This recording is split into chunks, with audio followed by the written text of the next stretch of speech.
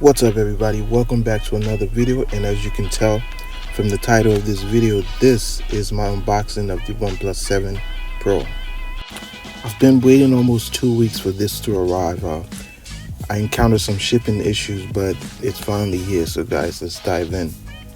I'm going to quickly go over the spec list and let you guys know which model I have. I have the top tier model, which is the 12 gigs of RAM and 256 gigs of storage. Now let's get into the display first. OnePlus is calling this their Fluid AMOLED display with HDR10 Plus and 90 Hz screen refresh rate. The resolution is 1440 by 3120 pixels. It's a 19.5.9 aspect ratio with a pixel density of 516. The size is 6.6 inches, 108 centimeter, and an 88.1 screen to body ratio. Now let's get into the processor and the OS. The chipset is Qualcomm Snapdragon 855, that's a 7nm chip, and the GPU is Adreno 640.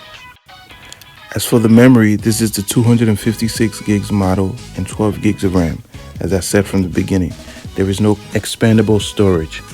As for the cameras, the 7 Pro has triple cameras. The first is the 48 megapixel wide angle camera, which is f1.6. The second is 8 megapixel f2.4, 78 millimeter telephoto with 3x zoom. And the third is 60 megapixel f2.2, 13 millimeter ultra wide. The cameras feature dual LED tone flash, panorama, HDR, and etc. As for video, you can record 4K, 30, 60, 1080p at 30, 60, and 240 frames per second. You can also record super slow-mo video, but the resolution is 720p at 480 frames per second. And no, I also forgot to mention that the 7 Pro is running Android 9 Pie on top of Oxygen OS 9. As for the selfie camera, you get a single camera, which is a motorized pop-up 16 megapixel at f2.0, 25 millimeter wide. It has auto HDR just as the back cameras do, and the video capability is 1080p at 30 frames per second. The 7 Pro also has dual stereo speakers, no headphone jack, active noise cancellation with dedicated mic, Dolby Atmos sound. You have Bluetooth 5.0, NFC, and USB 3.1 Type-C. You have a non-removable 4000 milliamp hour battery, fast charging with OnePlus 30-watt warp charge. As for the colors, you get mirror gray, almond, and nebula blue. The color I'm rocking is the nebula blue.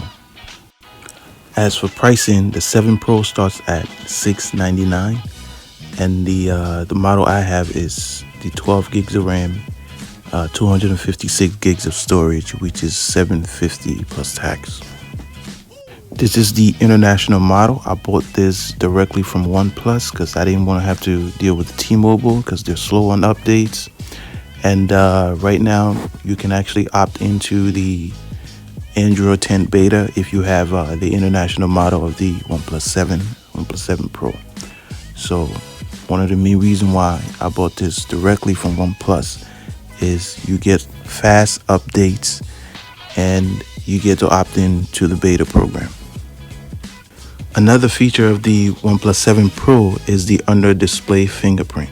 Now, this was introduced on the OnePlus 6T or 6, but this time it's much faster.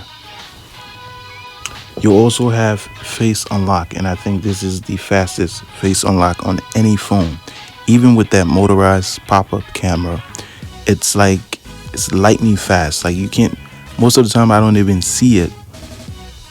So after setting up the phone and putting in my information and stuff, I took the phone out for a little field test, and I leave 1 or 2 image right here, so you guys can see the quality of these photos. They're not bad, but they're not great. With the I took one with the regular lens and one with the wide angle lens. The regular lens photo came out okay, but with the wide angle you get this little blur around the edges of the screen of the picture. So just keep that in mind if you're going to purchase this phone.